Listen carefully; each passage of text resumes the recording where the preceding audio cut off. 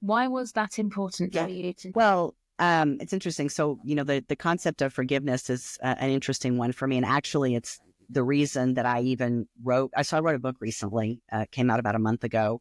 And getting to the place where I was going to write my book, one of the major steps in making that decision was doing some research on books about forgiveness. And this began with a conversation with my trauma therapist. She was kind of picking my brain from like a research perspective. She likes to know sometimes what's happening up here in my brain. And it was that kind of a conversation. Yeah, right. It was that kind of a conversation we were having. And that led me to do a bunch of research to look for books on forgiveness. And ultimately, I wrote the book that I couldn't find is really where I ended up.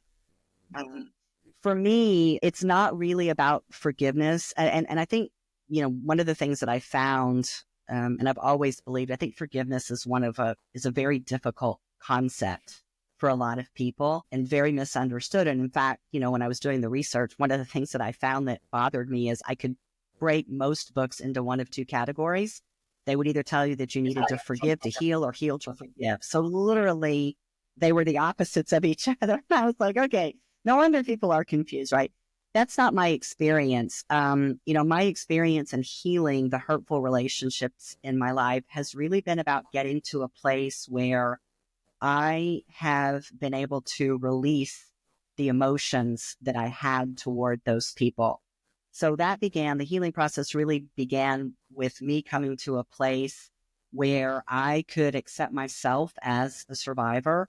And I knew that as a result of being a survivor, there were some things that I was doing in my life and some ways that I was living my life that weren't good. That's what I call my unhealthy survivorship. And I could see myself, I'm reading books about survivors, and I could see myself in all these books, but I could also see other people who had hurt me. So I could see my grandfather, I could see my ex-husband, I could see both of my parents, I could see all of us who are all survivors in these books. And I got to a place where I was able to have grace for and acceptance of myself as a survivor.